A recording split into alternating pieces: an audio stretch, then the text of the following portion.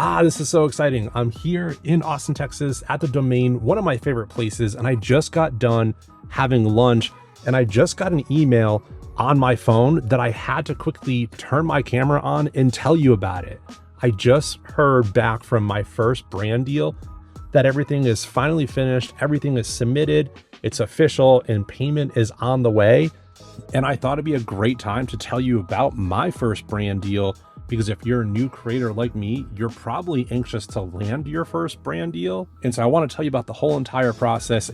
And I want to talk about one thing that honestly, before I went into this whole thing with working with a brand, I never would have even thought about. So I'm excited to tell you about that. So I think it's time to head back to the studio where I can get a little more cozy with my setup, and I'll tell you about this brand deal, what to expect, and honestly, how to land your first one.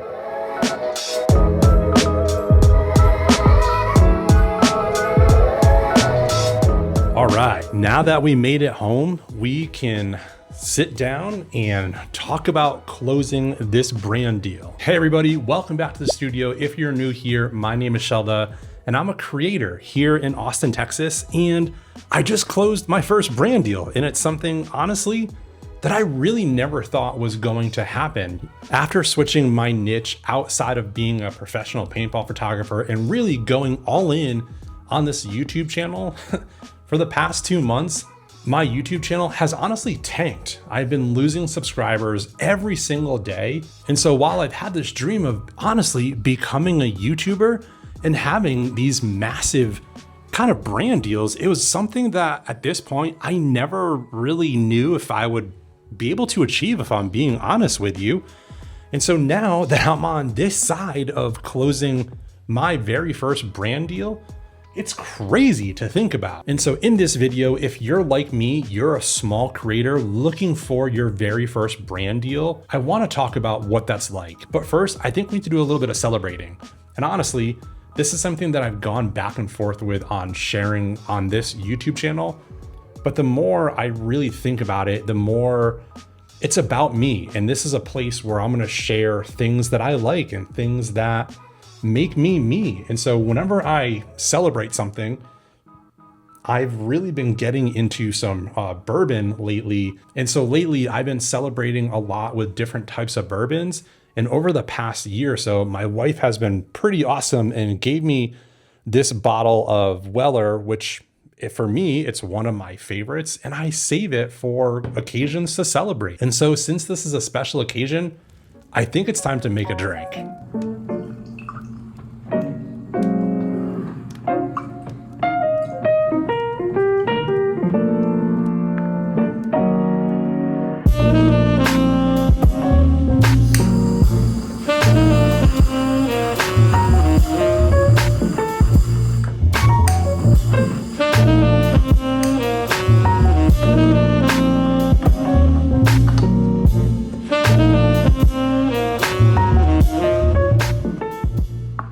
Okay, before we continue, cheers. Man, that's so good. Okay, let's actually start off with a little bit of a backstory and how this brand deal first came about. You know, I've seen a lot of stuff online where different creators are reaching out to all these different companies and they're working with different companies. And for me, I've been doing that. I've been reaching out to a bunch of different companies to see if I could work with them. But like what you're experiencing, if you're a small creator, you're probably either getting rejections back or you're just getting completely ghosted. And that feeling honestly really sucks. But for this brand deal, this brand actually ended up reaching out to me. And so in a way, yes, it's kind of lucky, but when I sit back and I actually think about it, it's not luck. You see, the brand that partnered with me, which unfortunately, I can't disclose yet because I had to sign an agreement in this huge contract, so I can't talk about the actual brand. However, they reached out to me because they saw all of the work that I was doing in the paintball podcast in my first 75 to 80 episodes, and they fell in love with it. And they thought I would be perfect for a campaign that they're working with. And so they reached out. We went back and forth on a contract. Yes, an actual official contract. And I signed my first brand deal for a decent amount of money. Now, like anything, when you're signing contracts and you're working with brands where actual real money is involved, like anything, you've got to make sure you're putting out some type of product to match that. And so I had to create a few different 30-second ads for them to use on their platforms. And going into it, I thought, oh, this is going to be super easy. I've got a script. I've got everything perfectly aligned for this. I've got obviously some different cameras I can use for this. And I thought it was going to be really easy. And in retrospect, when I'm looking back, it actually kind of was pretty easy. But where the daunting part is every time I would send a draft, they would send a version back to me saying I needed to tweak something, or I needed to move this or change the lighting or do all these little minor tweaks. And so that taught me moving forward when I'm working on other brand deals now to have a capped amount of revisions built into my contract. Now, obviously with this being the very first brand deal, I was a little more lenient because I wanted the experience to go well. I wanted to make sure I was able to make sure the client was happy at the end of the day. So I was, of course, willing to do a little bit of extra work since it was my first major brand deal. But that's taught me moving forward when I'm working with other brands to now include that into my negotiation process, because the more revisions that they're requesting, that's more time I've got to reset up all of the lighting, reset up all my camera gear, and really get the same exact shot. And that's one of the most important things that I think this taught me that I didn't even think about going into this first brand deal. Once we locked in a contract and I got everything ready, I set aside a day to actually do my recording. And I got, the perfect white t-shirt. I made sure it was perfectly pressed. I did my hair a certain way, and I knocked out all of the lines and the different angles that I had to do. But where things got interesting is they ended up reaching back out and said, hey, I need to redo a few different lines and retake some different shots. And so that taught me, oh wait, I've got to go back and make sure I'm wearing the same exact shirt, make sure my hair is the same exact way, make sure my beard is trimmed as close as I can get with it. And this ended up being about a month-long process of going back and forth on these different versions.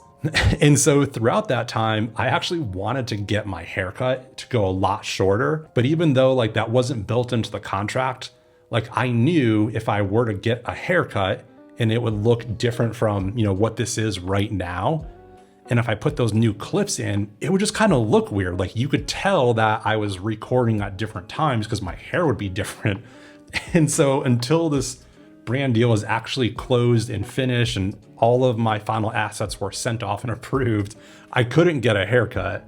And so, yes, while I'm celebrating today, one of the things I am looking forward to is to actually go get a haircut and get this, a little bit shorter again. So it's so funny how when these things pop up, there's so many little intricacies that you don't think about because you just get so excited to be working with a brand, especially a brand that you love.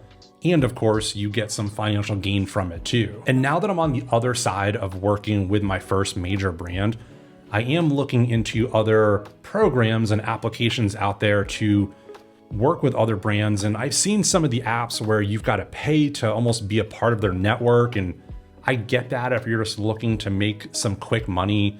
And I've also seen there's some apps where you have to be approved to be eligible to buy a product to promote it, and then you get reimbursed for it, which is awesome. I totally understand and respect a lot of people that do that because you can make some serious money if you're doing that. But now that I'm on this side of it, it's really taught me in a way where maybe I need to stop chasing these brand deals and just focus on creating content. And the more content that I create, naturally, brands are going to start to want to be a part of me as a creator and be a part of my story because it'll be relatable to you, the audience. And so I know if you're watching this and you're a creator, maybe a small creator like me, and you still haven't landed your first brand deal, I get it. You're probably saying, okay, well, you have your first brand deal, so it's easier for you to say that. But I want to give you advice on what I experienced. And if I were to go back to when I first started going all in on YouTube, I probably wouldn't have chased as many brands in the first place. And now I totally understand, right? A lot of people that are full-time creators, they rely so heavily on money from different brands and creating UGC content for other brands as part of their daily lives. So I understand that. And if that's you, please continue doing that. But for me, I want to be really selective with the brands that I'm working with because I want to make sure that it aligns and represents with my values as well. Because at the end of the day, if I'm creating content for a brand that they're going to use to promote in the world, it's going to be my face that is a part of that brand and attached to it. And if I don't believe in something, that's actually going to end up hurting my own personal brand, if that makes sense. And so I want to leave you with this. I want to leave you with a second tip. If you are a new creator looking for your first brand deal, don't give up. The thing that I'm going to tell you to do is keep believing in yourself, keep creating the content that you feel passionate about. And I promise you, even though you don't know who's watching your videos, when you're looking into YouTube Studio and you're seeing the blue lines go up, you never know who's watching. It could be a potential employer. It could be a potential brand or a partnership. And one day that actually might turn out to be your first brand deal. So if you've gotten this far in the video, let me know in the comments below, have you ever worked with a brand? Have you closed your first brand deal yet? Or what questions do you have that maybe I can help answer for you? I think that's it for this one. I'm gonna go finish celebrating and enjoy this first brand deal and just enjoy the rest of the day. So thanks for stopping by the studio. This is a really quick one, but I wanted to get this out there. I was so excited that today is the day. And so I wanted to share this kind of raw experience with you. So if you are new here, hey, nice to meet you. Thanks for stopping by the studio and I'll catch you in the next one. See ya.